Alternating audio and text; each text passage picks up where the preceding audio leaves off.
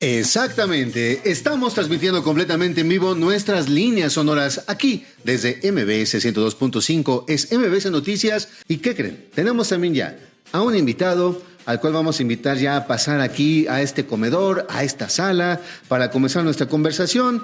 Y bueno, vamos a respirar para darle la bienvenida justamente a Ricardo Gutiérrez Chávez, que nos va a platicar acerca de su nuevo libro. Así es que, ¿qué te parece, Checo? Vamos por algo para beber, ¿te parece? Pero así, rapidito, para darle la bienvenida a Ricardo Gutiérrez Chávez. ¿Cómo estás, Ricardo? Muy bien, muy contento de estar aquí contigo, querido Carlos. Me da muchísimo gusto que me hayas invitado, que me hayas considerado en este programa Líneas Sonoras. Muchas gracias. No, hombre, un gusto para nosotros recibirte, porque además traes tu nuevo libro, traes a tu nuevo pequeño, ¿no? Nos vas a platicar acerca, y no solamente del libro en sí mismo, sino pues de un personaje muy singular a partir del cual tú desarrollas esta historia, esta novela. Es un personaje que últimamente se ha hablado entre comillas, porque ha sido una referencia para el gobierno actual, ¿no? Y sin embargo, bueno, siempre es importante hablar de maneras distintas y no desde una perspectiva oficial. Oficialista. ¿No? Me parece que hablar de Margarita Maza de Juárez, como por lo general nosotros la conocemos a través de los libros de historia, pero siempre pues como una suerte de personaje colateral, de un personaje paralelo, pues evidentemente ya desde el nombre mismo, ¿no? Maza de Juárez, de Benito Juárez, ¿no? Pues la intención que yo tuve para escribir este libro, pues fue primeramente llevar a este personaje del plano secundario a un plano primario, un plano protagónico. Yo me refiero siempre a Margarita, no como Margarita Maza de Juárez, sino como Margarita Eustaquia Maza Parada, que es su verdadero nombre. Maza Parada. Es correcto. Pues resulta que descubrí en mi investigación, quiero platicarles que este es el segundo libro de una saga de 4. El primer libro se llama Siglo XIX, el espíritu del agua. Y ahí yo descubrí el testamento del padre de Margarita, Antonio Maza Padilla, que fue el suegro de Juárez. En este testamento descubrí cosas que todavía la historia no ha reconocido. Por ejemplo, que el señor no se enteró que su hija se iba a casar con Benito Juárez. Por ejemplo, él murió en el 33 por una epidemia de cólera que tuvo ahí en Oaxaca. Y ella era una niña, ¿no? Exacto, cuando él muere ella tiene 6 años. Entonces, a partir de ese documento histórico, pues tuve oportunidad de escribir, de ir descubriendo también otras cosas acerca de la vida de la familia Juárez Maza. Cuando escribí Siglo XIX, que fue hace 2 años, pues yo ya traía la idea de llevar a Margarita a un plano primario. Después me enteré que el gobierno actual pues quiso dedicarle este año en honor a Margarita Maza. Me dio muchísimo gusto. Sin embargo, considero que no le han dado el peso suficiente. Sí estuvo la presidenta ahí en el Panteón de San Fernando, que fue donde se presentó este libro, pero creo que después ya no ha hablado mucho de Margarita. Espero que sí continúe con este mensaje de reivindicar la figura de Margarita Eustaquia Maza Parada. Claro, me parece, y lo digo con toda la intención. Justo, a veces nosotros pensamos que los canales por los cuales nosotros nos enteramos de los personajes, y no obligadamente de los grandes personajes, de los grandes nombres, en este caso Juárez, ¿no? Sino también muchas otras personas que estuvieron alrededor gravitando en la vida de cada una de estos grandes nombres que aparecen en los libros de historia de nuestra historia, y que sin la presencia de ellas o de ellos, pues hubiera sido imposible que ellos pudieran realizar pues todo lo que pudieron contribuir. Por ejemplo, en este caso, los grandes personajes del siglo XIX en México, ¿no? Un Benito Juárez, el mismo Antonio López de Santana, que es uno de los grandes conflictos que tenemos, evidentemente, para esa época, ¿no? Exactamente. Pero muchos, tantos más, ¿no? Valentín Gómez Farías, Lucas Alamán, o sea, Mora, en fin, todos ellos, pues tenían una familia, ¿no? Gravitaban alrededor de una familia y se dedicaban a lo que hacían, justamente porque detrás había toda una estructura que podía sostener su trabajo político, de escritores, de periodistas. Y me parece que Margarita Maza de Juárez es justamente el gran ejemplo de lo que estamos planteando, ¿no? Claro, porque como bien dices, los seres humanos dependemos de la vida cotidiana y la vida cotidiana nos define. Entonces yo desde que empecé a escribir esta saga, pues me di cuenta que llevar al costumbrismo la historia me iba a permitir acercar a estos personajes con los lectores.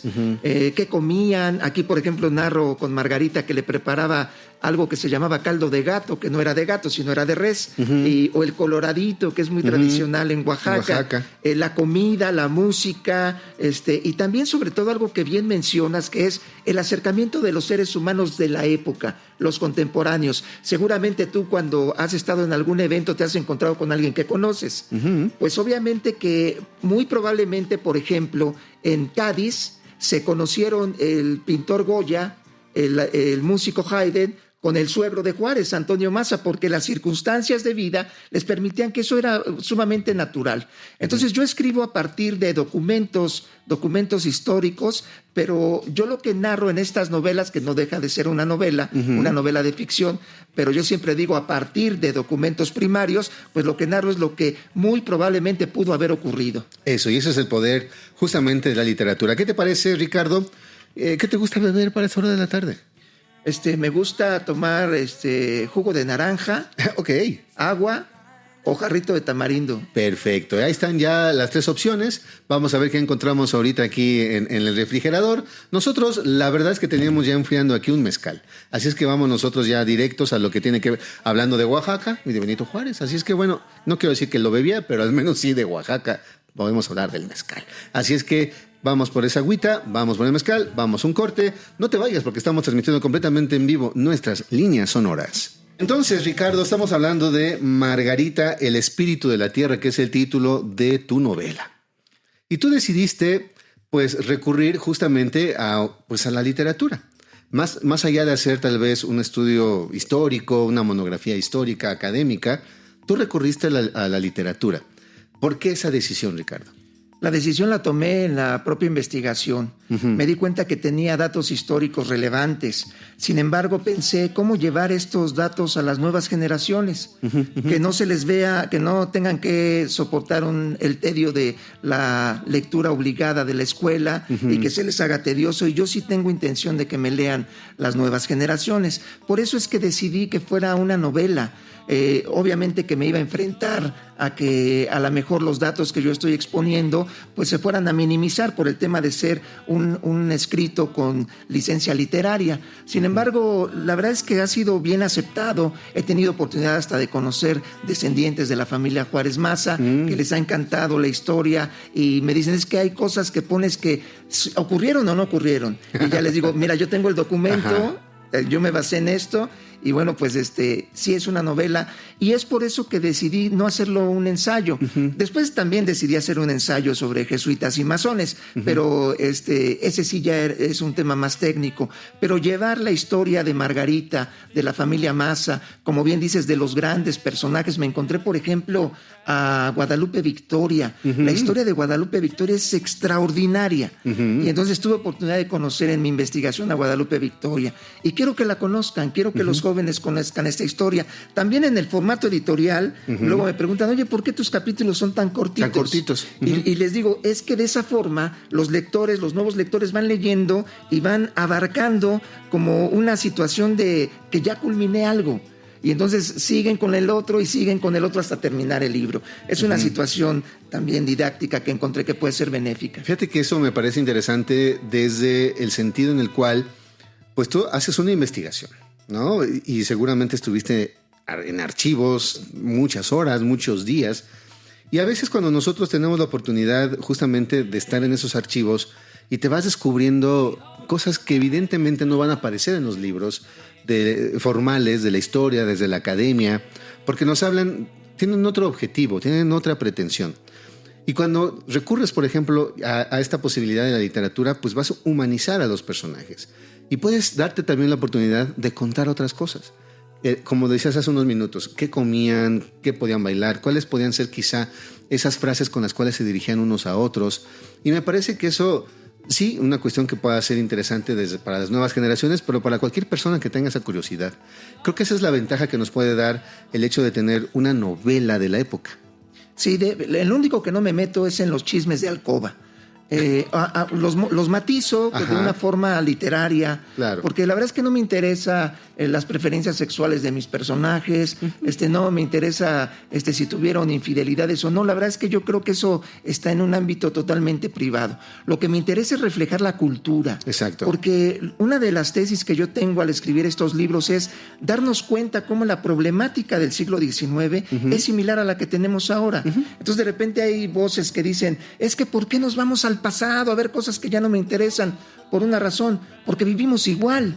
Y tenemos la mayor cantidad de referencias culturales muy arraigadas. La música, la gastronomía, el trato entre las personas. Por ejemplo, me pude dar cuenta que el trato entre Margarita y Benito no era un trato desigual. Se trataban a la par, no existía, por ejemplo, en el pensamiento de Benito un tema de machismo. Y eso me llamó mucho la atención porque fui analizándolo a partir de las cartas que se escribían. Me pude dar cuenta que estaban profundamente enamorados y también cómo sufrieron por la muerte de sus hijos. Al entrar en esos textos, como las cartas, pues yo creo que las cartas son de lo más íntimo, ¿no? Lo que puede tener un ser humano, una persona. Hoy tal vez sea algo extraño. Como dices, para unas generaciones en las cuales tal vez no están tan habituados a pensar que pueden recibir una carta y alguien les puede estar comunicando algo, en esa época era un trabajo que puede ser, sí, por supuesto, colectivo, pero es el hecho individual de escribir algo y que permanece a través del tiempo. Y contar cosas muy íntimas, más allá de la cuestión de alcoba. Íntimas desde, por ejemplo, lo que podían estar pensando, sintiendo. Y me queda muy claro que en el caso de Margarita y de Benito Juárez, había tanto que contarse por las cuestiones políticas que tuvieron que vivir, experimentar y sufrir. Sobre todo porque vivieron separados muchos años. Margarita la persiguió Santana, luego la persiguieron los conservadores y luego la persiguió el ejército francés. La verdad es que vivieron muchos años separados. Ya cuando tuvieron oportunidad de vivir juntos, por ahí de los 70 del siglo XIX, pues desgraciadamente Margarita ya estaba tocada en el aspecto físico con una grave enfermedad. Y Benito estuvo con ella todo el tiempo, tenían una casa ahí en Serapio Rendón, en la calle Puente Levadizo, lo que hoy es ahora Serapio Rendón, en la colonia San Rafael. ¿Cerca de acá? Se llamaba Puente Levadizo y en el número 4 era su casa. Pues ahí pasó sus últimos días Margarita y el presidente de México en ese entonces al lado de ella. Esta relación que ellos tuvieron, que se manifestó en su actividad epistolar, en sus cartas, pues la verdad es que ha abrevado para mí, en mi espíritu, entender cómo pensaban, por qué se hablaban con tanta ternura, con tanto cariño. Entender a este Juárez que ha sido denostado, que ha sido vilipendiado, siempre con argumentos falaces que no corresponden con la realidad de los textos, la realidad de los documentos o de sus propias cartas. Claro, y está el otro extremo, ¿no? El ponerlo como una deidad prácticamente, que también tiene que ver con un discurso político en todos los sentidos, ¿no? Y creo que tú lo vas tratando de una manera distinta porque realmente quien está en el centro de tu historia es Margarita. En esa parte creo que tú nos vas compartiendo su vida, claro, a través también de la mirada de muchos personajes, que es algo que me pareció muy interesante, que también quisiste dar voz y participación a quienes estaban alrededor de ella. ¿Te parece que vamos por otra agüita? Por favor. ¿Sí? ¿Sigues con el agüita? Sí, muchísimas gracias. Perfecto, pues vamos a seguir con el agüita. Nosotros vamos por algo más ligero, vamos por un whisquito, porque la tarde así lo va pidiendo. Estamos aquí en nuestras líneas sonoras, por supuesto, en el 102.5. Ricardo Gutiérrez Chávez, nuestro invitado del día de hoy. Seguimos platicando acerca de Margarita, el espíritu de la tierra. Y nos quedábamos con estos puntos suspensivos en los cuales tú comenzabas también a platicarnos por qué decidiste, más allá del asunto literario, que ya me parece lo has compartido, haciendo capítulos breves, capítulos de diferentes voces, con diferentes miradas, con diferentes estilos, ¿no? En los cuales evidentemente tú vas trabajando literariamente con esta posibilidad de que cada quien vaya poniendo un granito distinto para dibujar este gran, ¿cómo decirlo? O complementar este gran rompecabezas que es Margarita desde el punto de vista de tu personaje, ¿no? Sí, yo lo que intenté fue que no fuera un texto plano, que realmente sí pudiera atrapar al lector a las nuevas generaciones, al lector joven. Y entonces sí es importante que cuando vayamos al tema literario, a enfrentarnos con el texto, que lo disfrutemos. De eso se trata. Y también los escritores tenemos una responsabilidad de llevarlo de esa forma. Por eso es que yo decidí en esta historia contarlo desde diferentes perspectivas. Una en particular, sufrí mucho dándole voz a Santana porque las expresiones racistas y muy retrógradas que tiene Antonio Pérez López, que así se llamaba, en este libro lo relato, y luego me preguntan, oye, qué fácil das cuenta de esas expresiones. Le digo, sí fue difícil, la verdad es que luego no resulta fácil. O también, pues la verdad es que luego también como escritor, pues me pongo a llorar cuando veo el terrible drama que sufrió Margarita y su esposo, claro, Benito Juárez, al perder a sus hijos, que no es nada sencillo. Sí, que perdieron a varios, 5 me parece, ¿no? Es correcto. Yo aquí narro la muerte de Amada, que fue la consentida de Juárez en ese momento, y por una razón, porque si no hubiera sido por la persecución de Santana a Margarita, la niña no hubiera muerto. Los médicos dijeron que ella murió de melancolía. Y hay una escena que la verdad es que yo la sufro mucho, cuando dice Margarita, quiero saber qué diablos es la melancolía.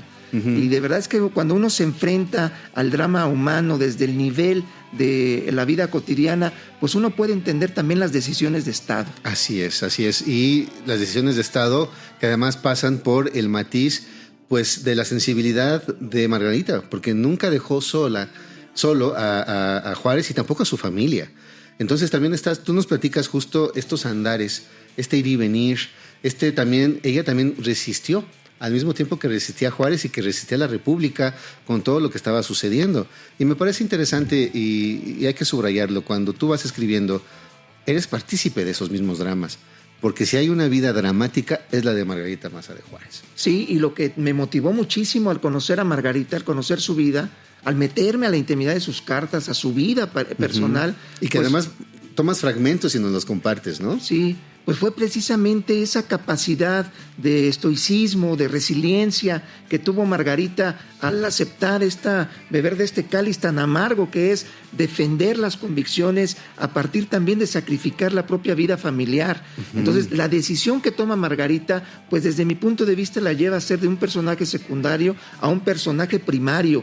Juárez lo dijo perfectamente, yo soy un inútil sin Margarita. Y sí se demuestra eso, porque Margarita era como el motor anímico de Juárez, era lo que lo hacía a él soportar todas las vicisitudes que él tuvo que soportar. Y ella en su papel protagónico también fue una gran embajadora de México en los Estados Unidos. Interesantísimo, porque justo, y quiero llegar a ese momento en el cual nosotros ahorita, que a lo mejor muchas amigas y amigos que nos están escuchando ahorita o en el podcast, porque esto a partir del lunes se convierte en un podcast, a veces nos quedamos con esa imagen de los personajes secundarios, ¿no?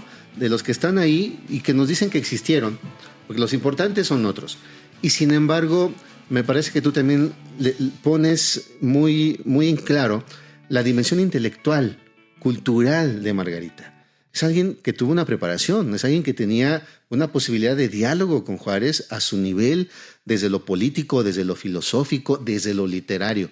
Y creo que eso es muy importante de resaltar. Sí, porque Margarita no estudió cuando era niña en las amigas. Las amigas eran las instituciones de la iglesia donde se educaba a las mujeres a tejer, a bordar, a tener hijos y cuidar al marido. Margarita no se fue educada de esa forma. A Margarita la educó su padre, que era liberal, defensor de la Constitución de Cádiz. Y también después pues la educan profesores que no tenían que ver con la iglesia católica, profesores particulares. Y después Juárez fue un gran promotor de la lectura, de la ilustración y la lectura de textos liberales que le fue transmitiendo a Margarita. Entonces Margarita discutía de política y de filosofía a la par que Juárez, porque sí era una persona totalmente preparada. Y tú lo transmites y lo pones en algunos fragmentos de manera muy clara, porque eso precisamente es lo que nos permite a nosotros como lectores del día de hoy darnos cuenta que efectivamente a veces esa imagen de la mujer del siglo XIX, como de muchos otros momentos en la historia del México,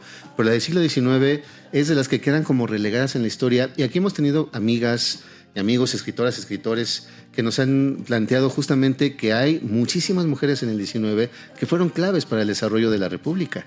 que es también lo que trato de resaltar. Desde la primera parte de esta novela, que como dije ya es de 4 partes, en la primera, en siglo XIX, El espíritu del agua, todos los capítulos tienen que ver con la mujer, porque yo considero que la mujer es la transmisora de la cultura, y esto se da en un ambiente líquido, en un ambiente de agua. Desde que estamos en el vientre materno, todos los seres humanos abrevamos no solamente la parte física, sino también la parte cultural. Entonces yo traigo a Antonio Maza Padilla desde Cádiz y lo hago surcar todo el territorio nacional, abrevando de la cultura mexicana. Y después aquí en Margarita, pues nos damos cuenta cómo eso sí tiene repercusión en la vida de las personas, porque Juárez también fue formado por mujeres.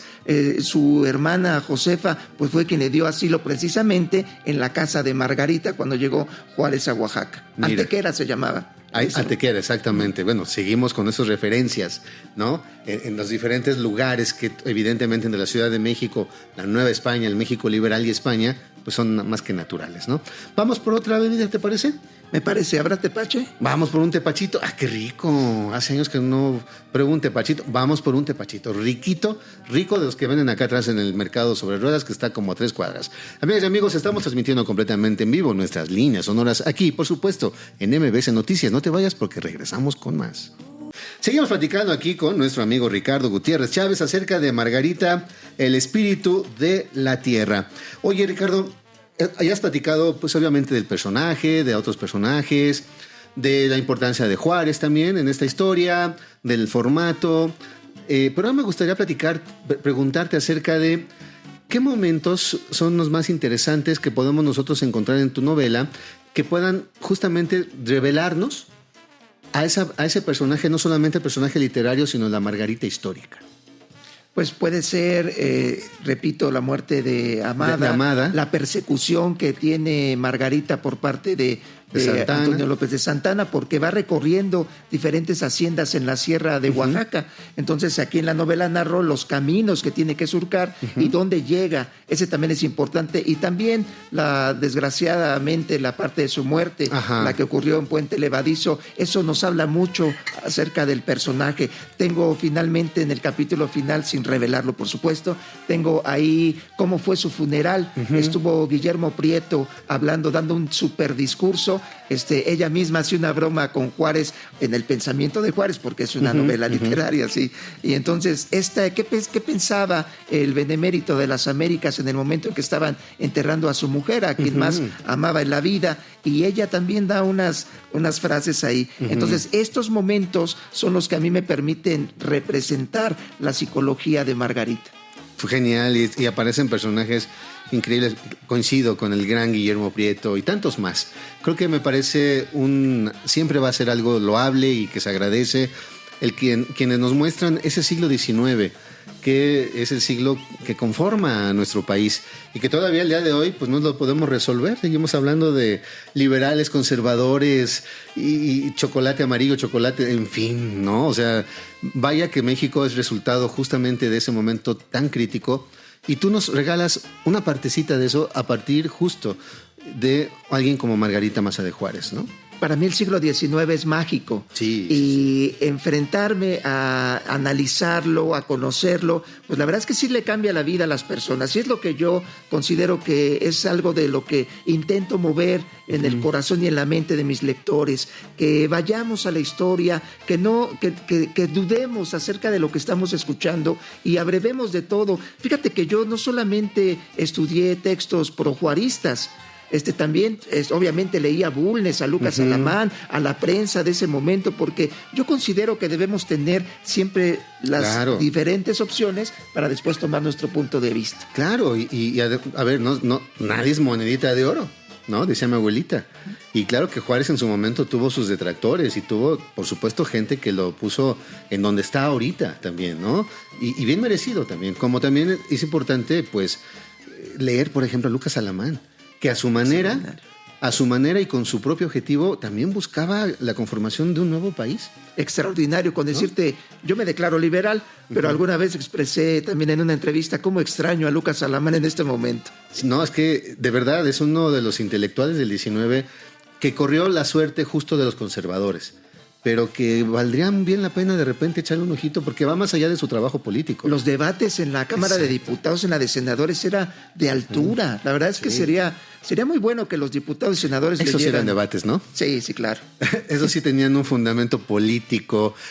Eran lectores de los griegos, Así es. ¿no? Tenían un Bueno, eran fundamento. lectores. Lectores en general, ¿no? Claro. Sí, ahora se ve claramente que es muy raro que los diputados y senadores se expresen de una forma adecuada. Lo vemos, desgraciadamente. Y sin embargo, bueno, ahí están estos que iniciaron nuestro país, ¿no? Y que a fin de cuentas hoy se los debemos. Y obras como Margarita, el espíritu de la tierra, pues nos permiten asomarnos. Y ojalá a quienes ahorita estén escuchando y digan, sí, quiero de ese libro, sea la ventana para encontrar a más textos, más personajes, más posibilidades. Y, por ejemplo, tus obras, ¿cuáles libros podemos encontrar tuyos?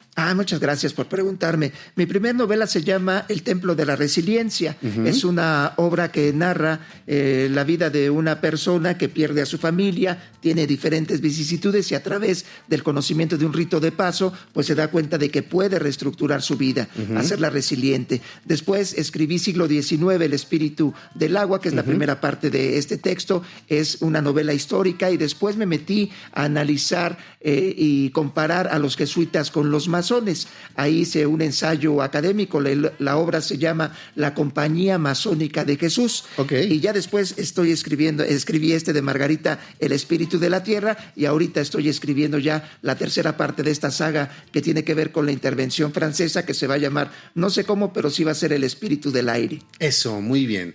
Ya estamos avanzando en esto. ¿Dónde podemos encontrarte? ¿Dónde podemos encontrar tus libros? Muchas gracias. Estos libros están a la venta en editorial-latente.com.mx. Es la librería virtual de la editorial. La editorial es Latente. Repito, si me permites, editorial-latente.com.mx. Y si están fuera del país, pues lo pueden comprar también por Amazon. Tengo ya muchos lectores en Estados Unidos y en España. Y por ahí, por la plataforma Amazon, también ha sido muy buena opción. Estupendo. ¿Tienes redes sociales donde podamos encontrarte? Sí, muchas gracias. Yo estoy trabajando ahora precisamente para Editorial Latente. Le mando un saludo a la directora Cecilia Pimentel y me pueden localizar en Revista Latente en las diferentes plataformas. También tengo mi página web, ricardogutierrezchavez.com. Muy bien, pues Ricardo, muchas gracias por este espacio. Muchas gracias, Carlos. Estuve muy contento, muy feliz y de verdad que te agradezco mucho esto que haces por la cultura. No, hombre, y gracias también a Margarita, que estuvo presente con nosotras y con nosotros también esta tarde. Gracias a tu novela, Margarita, El Espíritu de la Tierra. Amigas y amigos, nos vamos. Nosotros nos vamos a seguir bailando, disfrutando, tomando algo. Vámonos, se quedan con el Cocodrilo, nuestro gran amigo Cocodrilo Sergio Almazán, y nosotros nos escuchamos la próxima semana.